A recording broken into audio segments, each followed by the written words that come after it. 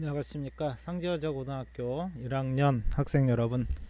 자, 오늘은 지난 시간 우리가 향수 공부를 했었죠. 이 향수 이후에 두 번째 서사문학 장마에 대해서 한번 학습하는 시간을 갖도록 하겠습니다. 자, 두 번째 시간 장마입니다. 그렇죠? 자, 우리가 첫 번째 시간에 문학의 네 개 갈래에 대해서 한번 살펴본 적이 있는데요. 자, 그 중에서 향수는 무엇에 해당하는 부분이다? 그렇죠. 서정갈래에 해당하는 부분이다. 자, 그러면 오늘은 두 번째 시간 서사갈래에 해당하는 바로 장마에 대해서 한번 알아보도록 하겠습니다. 전에 한번 얘기했던 것은 여러분들 기억하나요? 서사갈래는 바로 사건이 중심이다. 자, 그러면 이 사건들이 어떻게 연결되어서 어떻게 진행되는가, 바로 이런 것들이 이야기다 라고 말할 수 있는데요. 자, 그래서 이번 시간에는 바로 이 서사갈래, 이야기, 사건이 중심인 이 서사갈래에 대해서 한번 알아보도록 하겠습니다. 자, 여러분들 교과서 같이 보시고요. 먼저 학습 목표, 서사갈래의 특성에 따른 형상화 방법을 중심으로 작품을 감상할 수 있다. 자, 서정갈래와 이제 마찬가지죠. 두 번째, 구성 요소와 전체의 유기적 관계를 고려하여 소설을 감상할 수 있다. 그래서 이 소설의 구성 요소, 인물, 사건, 배경, 소재, 뭐 이런 것들을 포함하는 이 구성 요소들과 이 구성 요소가 전체를 어떻게 잘 연결시켜서 주제를 형상화하는가, 이런 부분들을 알아보도록 하겠습니다. 생각 열기 같이 한번 여러분들 보면요, 뭐 사진들이 이렇게 나오고 있고요. 자, 두 학생이 나오고 있네요. 이 두 학생이 무엇인가 장면을 하고 있는 장면을 보여주고 있는데, 이 장면은 과연 어떤 장면이고, 이러한 장면들을 어떻게 연결하면 하나의 무엇 이야기를 만들 수 있을까를 생각해 보는 내용이에요. 그래서 여기 보면 그 옆쪽에 이걸 보면 여러분들 사건을 자유롭게 상상하고, 서사는 사건이고 이것을 연결하면 하나의 이야기라는 흐름이 있는 구조, 이야기라는 것이 만들어지고요. 이런 것들이 바로 서사갈래의 특성이다. 자, 그래서 작가의 이 부분들은 알아두고 있어야 되겠죠. 바로 서사갈래란 작가의 상상력에 의해 현실 세계에 있음 법한 일을 꾸며 쓴 이야기이다. 그래서 현실 세계에 있을 법한 일, 있을 법한 사건이라고 우리가 생각해야 하면 되겠습니다. 그래서 이러한 사건들을 진행해 나가는 것을 보여주는 바로 부분이 바로 서사문학이라고 볼 수가 있겠습니다. 자, 이번 시간 장마라는 소설을 한번 살펴보도록 할 거고요. 이 장마라는 소설 저번 시간에 우리가 향수 끝내면서 한번 읽어갖고 오라 라고 이야기를 했었습니다. 여러분들 다 읽어갖고 왔겠죠? 그래서 이 장마라는 소설을 우리가 이번 시간에는 한번 확인해 보도록 하겠습니다. 그 전에 여러분 중학교 때 배웠던 거 한번 생각을 해 보도록 할게요. 중학교 때 소설의 갈래의 특성에 대해서는 배운 적이 있을 텐데, 소설 구성의 3요소 뭐 이런 것도 여러분 기억나죠? 그래서 한번 얘기해 볼까요? 소설 구성의 3요소 어떤 거였죠? 그렇죠. 인물, 그리고 사건, 그리고 배경, 이라는 이 세 가지의 요소를 우리가 소설 구성의 3요소라고 얘기합니다. 자, 그러면 이 소설 구성의 3요소 다시 한번 생각해 보면, 소설에는 뭐가 중요하다? 그렇죠. 인물이라는 요소가 굉장히 중요하다. 그럼 여러분들이 소설을 읽어 나갈 때 무엇부터 살펴봐야 된다? 그렇죠. 어떤 인물들이 등장하는가? 그 인물들 중에 중심 인물은 누구이며 주변 인물은 누구인가? 이런 부분들을 살펴봐야 하겠죠. 그래서 이 장마라는 소설을 통해서 여러분들 그런 내용, 그런 인물들이 어떤 인물들이 등장하는지를 확인해 보는 것이 굉장히 중요하다고 볼 수 있습니다. 자, 두 번째 뭐였죠? 사건이었습니다. 사건은 인물들이 벌이는 일들을 말하는데, 이 사건에서 여러분 중요한 요소가 한 가지 있습니다. 사건은 반드시 소설 속에서는 갈등을 수반합니다. 그래서 결국 갈등이라는 요소가 사건을 만들어 나가는데 굉장히 중요한 요소가 된다. 그렇다면 이 소설 장마 속에서 과연 어떤 갈등들이 드러나고 그러한 갈등들이 어떻게 진행되며 어떻게 해소되는가, 이런 부분들을 여러분들이 확인하는 것이 바로 이 소설을 읽어나가는데 또 중요한 포인트가 되겠죠. 자, 그러면 사건은 갈등을 통해 일어난다고 그랬어요. 그러면 이 소설의 사건들이 어떤 사건들이 있는지를 쭉 정리를 해볼 수가 있겠죠. 그리고 마지막으로 인물 사건 배경, 그렇죠, 배경의 요소가 있습니다. 그래서 배경은 시간적 공간적 배경들이 있다라는 것은 중학교 때 배웠는데, 자 이제 그 우리 서정 문학 할 때도 마찬가지였죠. 시의 표현 방법 중학교 때 배웠어요. 그럼 고등학교 때는 뭐가 필요하냐, 이러한 표현 방법이 어떻게 시를 뒷받침해주고 있는가, 과연 시인은 이걸 통해 뭘 표현하려고 하는가, 이런 부분들이었죠. 자, 이 장마라는 소설, 서사문학도 마찬가지예요. 시간적 공간적 배경, 여러분들 이 소설 속에서 찾을 수 있습니다. 그렇죠? 시간적 배경은 언제? 6.25 때 여기 나오죠. 6.25 전쟁 중 장마철. 공간적 배경은 어느 시골 마을, 이렇게 나와 있는데 이거를 찾는 것만이 중요한 것이 아니라 이러한 배경이 과연 이 소설을 어떻게 뒷받침하고 있는가, 6.25 전쟁이라는 배경을 통해서 사람들이 벌이는 사건들이 정당성을 얻고 그 이유가 될 수가 있는 거죠. 또 장마철이라는 배경을 통해서 장마철 기간 동안에 일어나는 일들이 장마가 끝나면서 햇볕이 나면서 갈등이 해소되기 시작하는데 왜 그러한 배경을 썼는가 하는 이러한 부분들도 우리가 굉장히 중요한 요소라고 볼 수도 있겠어요. 그래서 배경은 사건 또는 인물의 행동을 뒷받침해주는 굉장히 중요한 요소가 됩니다. 그래서 이 소설 속에서 과연 시간적 공간적 배경이 어떻게 이 소설을 뒷받침하는가, 이러한 부분들도 여러분들이 찾아보는 게 굉장히 중요한 요소라고 볼 수가 있겠습니다. 그래서 전 시간 우리가 장마라는 소설을 다 읽어보라고 했죠. 그래서 한 가지 한번 생각을 해보도록 하겠어요. 자, 이 소설의 중심 인물, 주인공, 등장인물 중에 중심 인물은 누구입니까? 그렇죠. 내가 아니에요. 나는 어떻게 하는 사람이에요? 그 중심 인물들을 바라보고 관찰하고 그 인물들의 이야기를 해주는 사람이에요. 그렇다면 이 소설의 중심 인물은 누구죠? 그렇죠. 할머니와 외할머니가 되죠. 그래서 할머니와 외할머니가 벌이는 갈등, 그 갈등으로 인해서 나타나는 사건들이 계속 진행이 되고, 또한 이러한 사건들이 어떤 계기를 통해서 갈등이 해소가 되며 전체 사건이 마무리되는 그러한 구조로 되어 있습니다. 결국 이 소설에서는 할머니와 외할머니가 어떤 사람이 어떤 인물이며 또 어떻게 갈등하고 있으며 이 갈등이 어떻게 해소되는가, 이것이 배경과 어떻게 긴밀하게 연결되는가 하는 것들을 살펴보는 것이 이 소설을 우리가 살펴보는 굉장히 중요한 포인트다라고 할 수가 있겠습니다. 그러면 소설가부터 한번 살펴보도록 할게요. 이 작가 소설가고요. 역시 어린 시절에 겪은 6.25 전쟁, 한국 전쟁의 체험을 회상하는 방식으로 서술하는 작품, 또 어른이 된 뒤에 겪은 현실 사회의 모순을 풍자 고발하는 작품, 이러한 것들을 주로 썼습니다. 그래서 50년대 한국 전쟁에 관련된, 어렸을 때 겪은 그 소설, 그 한국 전쟁에 관련된 아픔, 그것의 극복, 이런 부분들을 소설로 많이 썼고요. 또 그 이후 60년대, 70년대를 거치면서 우리 사회의 어떤 문제점들, 모순들, 이러한 것들을 풍자하는 소설을 주로 많이 썼습니다. 이거는 본 적이 있을 수도 있겠어요. 아홉 켤레 구두로 남은 사내라는 소설, 이건 중학교 때 배운 적도 있을 것 같고요.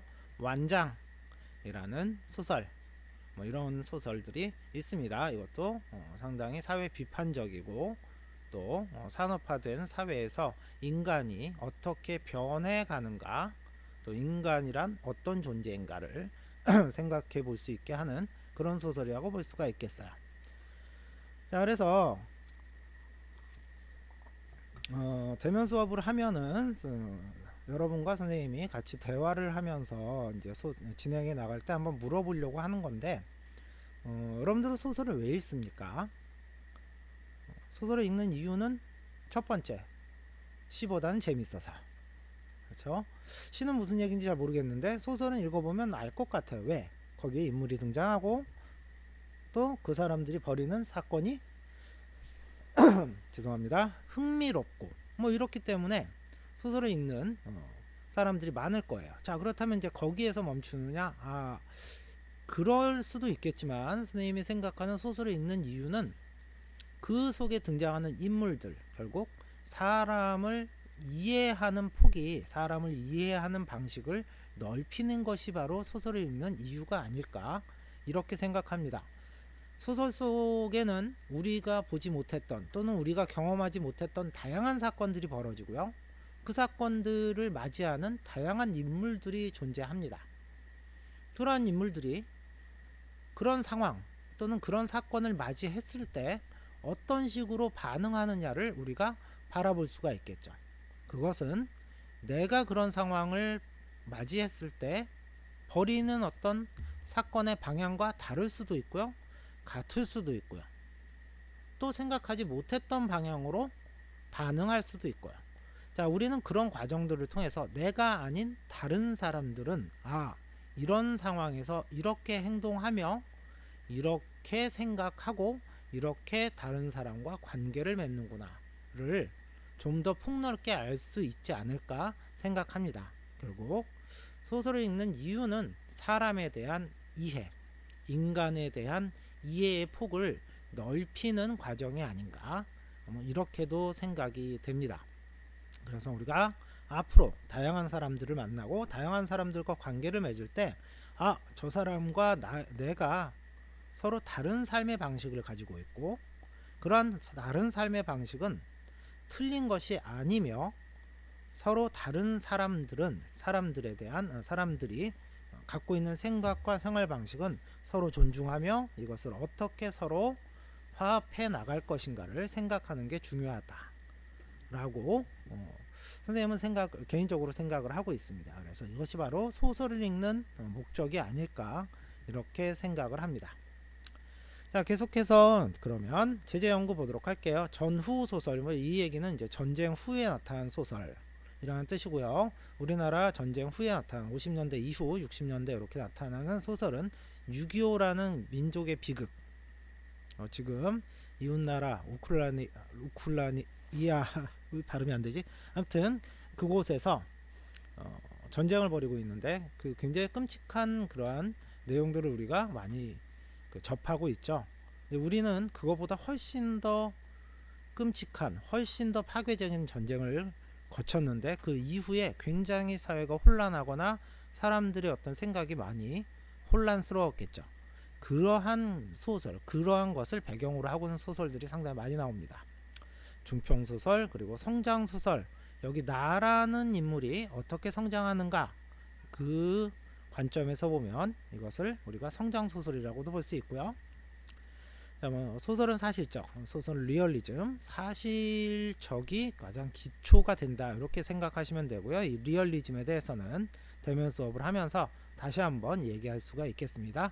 자, 상징적인 어떤 소재가 나와요. 여러분들도 눈치챘겠지만 어떤 그 상징적인 소재 때문에 갈등이 해소되고, 그리고 그 장마가 개이며 인물들 간의 화해의 그 모습들이 보입니다. 과연 어떤 상징인지 읽어 나가면서 한번 확인해 볼게요. 다음, 토속적이다. 그렇죠. 시골의 모습이 나오고요. 이거 샤머니즘적인, 우리 전통의 종교적인 어떤 요소들도 상당히 많이 들어 있어요.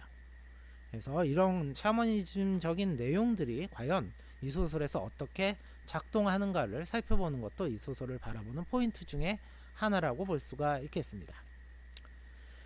배경은 아까 얘기했죠. 6.25 전쟁 중에 장마철. 하필이면 왜 6.25 전쟁까지 이해가 가는데 왜 장마일까?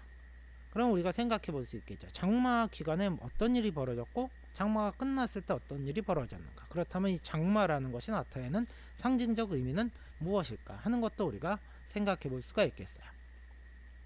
자, 시점. 이거 중학교 때 배웠죠? 이 소설의 시점은 1인칭 관찰자 시점 내가 나오고요. 나의 이야기보다는 중심 인물의 이야기를 관찰하여 독자에게 전달하는 시점을 말합니다. 자, 여러분들 이때쯤 되면 중학교 때 배웠던 그 네 가지 시점, 1인칭 관찰자, 1인칭 주인공, 3인칭 전지적 작가 시점, 3인칭 관찰자 시점. 자, 이 부분 한번 정리해 볼 필요가 있습니다. 여러분 스스로 한번 정리를 해 보도록 합니다. 자, 그래서 결국 6.25라는 것은 남과 북의 이념 대립, 이게 굉장히 중요한 요소가 되고요. 그렇다면 그 이념이 어떻게 됐는가? 한 가족, 결국 이 한 가족이라는 것은 우리 민족이라고 볼 수 있겠죠. 민족의 비극을 가져오게 되었고, 그 민족의 비극을 마지막 부분에서 극복 및 화해를 어떻게 하는 것이 좋을까를 이 가족의 이야기를 통해서 작가는 얘기하고 있는 것이 아닐까. 이렇게 한번 생각해 볼 수가 있을 것 같아요. 자, 어린아이인 나의 서술로 객관적 거리를 유지합니다. 자, 우리 시에서 서정문학에서는 어린아이인 나라는 화자가 나오면 뭐라고 그랬죠? 동심, 순수함의 세계, 이런 것들과 관련될 가능성이 높다고 그랬어요. 소설에서 서술자가 어린아이인 경우에 역시 마찬가지예요. 순수함, 동심의 세계이기도 하지만 또 하나 있습니다. 객관적 거리. 이게 무슨 얘기냐? 어른들이 벌이는 행동을 어린아이는 그 속에 숨은 뜻을 이해하지 못해요. 그러므로 있는 그대로 자기의 시점 그대로 보여줍니다. 보여주기만 해요. 거기에 나라는 화자의, 나라는 서술자의 어떤 평이 들어가지 않습니다. 이런 것들을 통해서 객관적 거리를 유지할 수가 있다. 자, 이거 우리 중학교 때 사랑손님과 어머니의 나, 그죠? 우리 오키라는 나라는 바로 서술자를 통해서 한번 확인해 본 적이 있죠. 자, 이 소설에는 이중적인 시점, 결국 이제 그 과거와 현재가 나오고 있는데, 어린아이인 나의 시점, 이게 중심되는 사건의 시점들이고요. 그리고 이후 어른이 된 내가 그때를 생각해보니 이렇구나, 이랬었구나 라는 생각을 하고 있는 그런 시점도 같이 복합되어 나타납니다. 주된 시점은 어린아이인 나의 시점이었고요. 방언을 사용했다. 사투리 사용하면 사실성 토속적인 분위기, 그렇다고 볼 수 있겠습니다. 자, 앞부분의 줄거리 나오면 꼭 여러분들 앞부분의 줄거리에서 확인해 둘 것 있습니다. 그래서 모의고사에서도 마찬가지인데 앞부분의 줄거리 나오면 꼭 확인해 둘 것 두 가지예요. 인물, 어떤 인물들이 나오는가 정리할 필요가 있습니다. 또 한 가지, 사건, 이 인물들이 어떤 사건들을 벌였는지를 정리해 둘 필요가 있어요. 자, 그러면 앞에 부분에서, 이 소설의 앞에 부분에서는 어떤 사건, 어떤 인물들이 어떤 사건을 벌였는지 한번 같이 읽어보면서 확인해 보도록 할게요. 6.25 전쟁으로 나 동만이라는 내가 외가 식구들이 친과 식구들과 같이 살던 나의 집으로 피난을 오면서 모두 함께 살게 됩니다. 그래서 이제 외가 식구가 우리 집으로 같이 온 거예요. 그런데 이제 문제가 있어요. 삼촌은 빨치산으로, 외삼촌은 국군으로 나간 상황이에요. 빨치산은 북한군의 게릴라라는 거 잘 모를 텐데 정규군이 아니고 어딘가에 숨어서 비정기적으로 갑자기 출몰해 가지고 약탈하고 사라지고, 이런 이런 활동을 했던 게 바로 게릴라라고 하는데, 북한군의 지리산이나 이런 곳에서 지리산에 숨어 가지고 활동을 했던 이런 게릴라를 빨치산이라고 합니다. 이거 6.25 때 있었던 이야기예요. 외삼촌은 국군이에요. 우리 국군이었습니다. 서로 당연히 거북한 상황일 수밖에 없겠죠. 하지만 할머니와 외할머니는 다툼 없이 잘 지냅니다. 그렇죠? 이런 상황이 좀 거북하긴 하지만 서로 미워하거나 이럴 이유는 전혀 없어요.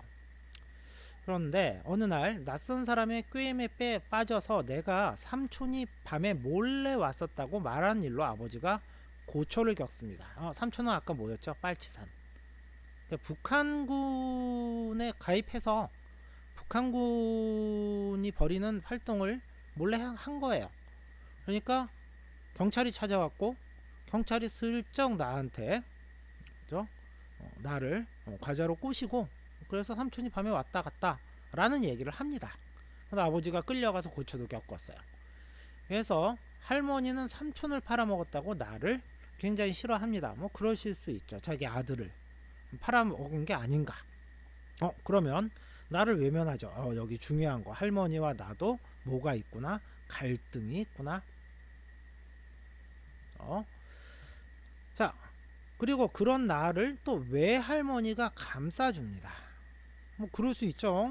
외손자 두 분의 사이에 금이 가기 시작해요. 그러다가 이게 중요한 계기입니다. 여기 중요한 부분이에요. 외삼촌의 전사 소식이 날아듭니다. 아까 외삼촌은 국군으로 나갔었죠. 상심한 외할머니는 장맛비가 쏟아지는 하늘을 향해 이 빨갱이 놈들 다 쓸어버려라 라고 악담을 퍼붓습니다. 저주를 퍼부어요. 그것을 듣고 있던 바로 우리의 누구? 할머니. 삼촌의 소식을 애타게 기다리던 할머니는 이것을 삼촌이 죽어버렸으면 좋겠다는 말로 받아들여 큰 싸움을 벌입니다. 자, 지금까지 인물들 한번 생각해 볼까요? 서술자인 내가 있고요. 또 중요한 인물 누가 있죠? 외할머니와 할머니, 할머니와 외할머니가 있어요. 여기서 갈등 관계 한번 생각해 볼까요? 나와 누구? 할머니. 갈등 관계예요. 왜? 어떤 사건으로 인해서 갈등 관계예요? 그렇죠. 내가 삼촌을 팔아먹었다. 이렇게 생각을 하고 있고요. 그렇죠? 다음. 할머니와 외할머니도 역시 갈등 관계예요. 왜? 외할머니가 국군인 자기 아들이 죽었기 때문에 하늘에 대고 저주를 퍼부었는데 그것을 외할머니는 자기 아들이 죽어라 라고 이야기한 것으로 이렇게 듣고 있는 상황이죠. 자, 그 뒤로 빨치산과 국군의 전투가 벌어지고 빨치산의 주검을 읍내에 버려 두었다는 소식이 들리자 식구들은 삼촌이 죽었을 것이라는 체념에 빠지게 됩니다. 종이 울리네요. 그래도 아직 멈추지 않습니다. 자, 그러나 할머니는 삼촌이 살아 돌아온다는 점쟁이의 말을 믿고, 자, 이게 샤머니즘과 관련되는 부분이죠. 그 말을 신앙처럼 믿으면서 삼촌을 맞이할 준비를 하도록 식구들을 채근합니다. 굉장히 절망적인 상황이 계속 이어질 때 사실 생각을 해보면 옆에 점장이가 언제 올 거야 라고 얘기하면 야 그거 거짓말인데 라고 하기 좀 어려울 거예요. 특히 옛날 분들은. 그래서 이거를 진짜 믿어서일 수도 있고 이 속에 정말 소망과 희망을 담아서 그것을 믿고 싶은 것일 수도 있겠죠. 어쨌든 그래서 그날까지 삼촌을 돌아올 것이라고 믿으면서 막 잔치 준비하면서 삼촌을 기다립니다. 점쟁이가 삼촌이 살아 돌아오는 날이라고 말해준 그날이 하루 앞으로 다가오자 할머니는 밤새도록 등을 하늘에게 밝혀놓으라고 한다. 자, 여기까지가 전개 부분, 이 소설 전체의 전개 부분이었어요. 자, 그리고 전개 부분, 그리고 요 부분, 여기서부터 여기까지 이제 위기의 첫 번째 부분이었고요. 이제 위기 부분 들어가 보도록 합시다. 할머니가 대문간에 서서 호통을 치는 바람에 흥건한 잠에서 깨었다. 자, 여러분들 교과서 왼쪽에 어휘풀이 나와 있는데 국어 공부에서 어휘는 가장 기본이죠. 그래서 꼭 국어 공부하면서 어휘 꼭 같이 확인해 두도록 합니다. 날은 뿌옇게 밝았으나 아직도 꼭두 새벽이었다. 가뜩이나 짧은 여름밤인데 그런 정도는 자나마나였다. 잠을 설친 탓으로 머릿속이 띵 울리고 눈꺼풀은 슬슬 감겼다. 그러나 나는 아무렇지도 않은 편이었다. 할머니가 며칠 동안 저 아들이 돌아올 것이라고 계속해서 채근을 한 상황이에요. 여러 날 겹치는 피로와 긴장 때문에 얼굴 모양들이 모두 말이 아니었다. 아버지는 부항이 든 사람처럼 얼굴이 누렇게 떠서 부석부석했고 어머니는 숫제 강마른 대꼬챙이였다. 외가 식구들이라고 해서 특별히 나은 사람도 없었다. 그런데 우리 할머니만이 청청해가지고 첫 새벽부터 기진맥진한 사람들을 게으른 소 잡돌이 하듯 했다. 막 옆에서 채찍질을 하는 거예요.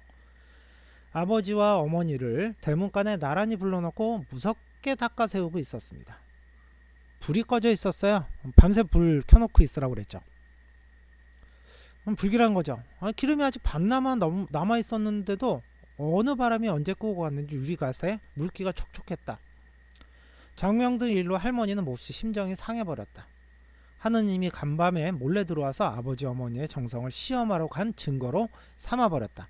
니들의 정성이 부족해서 이것이 꺼진 것이야, 이렇게 얘기를 한 것이죠. 할머니의 노여움은 거기서 그치지 않았다. 그것 한 가지만으로도 하나밖에 없는 동생, 시동생을 끝까지 돌봐줄 의사가 있는지 없는지 알 수 있다면서 어떤 정성의 기미가 보일 때까지 광과 장롱의 열쇠를 당신이 3인칭 극존칭이죠. 할머니 당신께서 직접 맡아 관리하겠다고 선언해 버렸다. 근데 할머니가 노여운 거예요. 그래서 야, 통장 다 내놔. 내가 다 할 거야. 자, 오른쪽에 장명등, 상징적인 의미는 할머니가 아들을 기다리는, 바로 삼촌을 기다리는 애정과 정성을 상징하는데, 꺼졌다라는 것은 어떤 불길한 징조이지 않을까 생각할 수 있어요. 경사스러운 날 아쩍부텀 예편네가 집안에서 큰 소리를 하면 될 일도 안 되는 배비니께 이만침 헤어두고 참는다만, 후사는 너희들이 알아서 해. 뒷일은 니들이 알아서 해. 나는 말이야 아무것도 안 할 거야. 나 아무것도 안 하고 뒤에서 구경만 할 거야. 이게 더 무섭죠. 어떤 얘기예요? 나 이제 몰라. 하지만 뒤에서 지켜는 보고 있을 거야. 니들이 알아서 해. 라고 얘기하고 있는 거예요. 감시하겠다. 굉장히 화가 많이 나신 거죠. 말을 마치고 돌아서면서 할머니는 거듭 혀를 찼다. 큰 자석이라고 있는 것이 저 모양이니 원 하고 할머니는 양쪽 발을 회의 저으며 불이 나게 한 채로 향했다. 또 혼잣말을 하는데 이게 다 들리라고 하는 혼잣말들 있죠. 그런 것들이 좀 있어요. 그럼 어른들이 지질이 복도 못하고 난 년이지 나만침 아침 아덜 며느리 복이 없는 년도 드물 것이요. 사랑채를 앞을 지나면서 또 혼잣말을 했다. 말이 혼잣말이지 실상은 이웃에까지 들릴 고함에 가까운 소리였다. 할머니는 그 이후에 정말로 손가락 한 개도 까닥하지 않았다. 방문을 꽝 닫고 들어앉은 후로 밖에 일어나는 일은 죽이 끓든 밥이 끓든 일절 상관하지 않았습니다. 하지만 중요한 그 다음이죠. 그런 대신 봉창에 달린 작은 유리 너머로, 이제 봉창이라는 것은 그 옛날 문 한 가운데쯤에 살짝 이렇게 구멍을 낸 거를 말해요. 바깥을 볼 수 있게. 작은 유리 너머로 늘 마당을 감시하면서 일일이 못마땅한 표정을 지어 보였다. 말 안 하고 계속 표정으로 이렇게 하는 게 더 무섭죠. 그러니까 할머니의 그 심정이 이만큼 지금 내가 화가 났다를 식구들한테 보여주고 있어요. 왜? 아들이 살아서 돌아와야 하니까. 그래서 우리는 식구 수대로 하나씩 빗자루나 연장 같은 거를 들고 나와서 감시의 눈초리를 뒤통수에 팍팍 느껴가면서 마당도 쓸고 마루도 닦고 집안밖에 거미줄도 걷었다. 고모도 나오고 이모도 나오고 하여튼 친가 외가 다 나왔어요. 모두 바삐 움직인 보람이 있어 장마로 어지럽힌 집안이 말끔히 청소되었다. 이 부분은 이렇게 해석하기도 합니다. 청소로 말끔해졌다. 결국 가족의 가족의 사랑, 가족이 똘똘 뭉치면 어떤 문제를 해결할 수 있는 것이 아닌가? 이렇게 해석하는 사람도 있는데 이건 좀 너무 많이 나간 것 같긴 한데 아무튼 그럴 수도 있다. 이모와 고모는 어머니를 도우러 부엌으로 들어가고 나는 아버지와 함께 대문 마당에 이르는 소로 작은 길과 텃밭 사이에 깊은 도랑을 내어 물기를 빼느라고 식전부터 구슬땀을 흘렸다. 자, 여기까지. 그래서 지금 할머니는 아들을, 저 삼촌을 매우 지금 기다리고 있는 상황이다 라고 할 수 있겠습니다. 자, 일단 여기까지 오늘은 수업을 할 거고요. 여러분들 아직 이 장마라는 소설 뒤에 부분까지 읽지 못한 사람들이 있으면 반드시 읽어갖고 옵니다. 읽어보면 이 소설 상당히 재미있는 소설이에요. 그래서 꼭 읽으면서 이런 그 등장인물들이, 특히 할머니와 외할머니가 어떤 행동을 하고 그것은 무엇 때문에 행동을 할 것이며, 또 이 분들이 갈등이 어떤 것들 때문에 일어나며 이 갈등이 어떻게 해소됨으로써 소설이 종료되는지, 끝나게 되는지, 또 그 소설이 끝나면서 이 작가는 무엇을 말하고 싶어 하는 것인지, 이러한 부분들을 같이 확인해 줄 수 있었으면 좋겠습니다. 자, 이번 시간 여기까지 수업은 종료하고요. 이 수업이 끝나면 여러분들 이 작품에 관한, 그러니까 이번 시간에 관한 그 과제를 반드시 그 다음에 제출하고 오늘 수업을 종료했으면 좋겠습니다. 자, 지금까지 수업을 들어주시느라 고생 많았고요. 다음 시간에는 장마의 두 번째 시간으로 같이 만나도록 하겠습니다. 그러면 고생 많았습니다.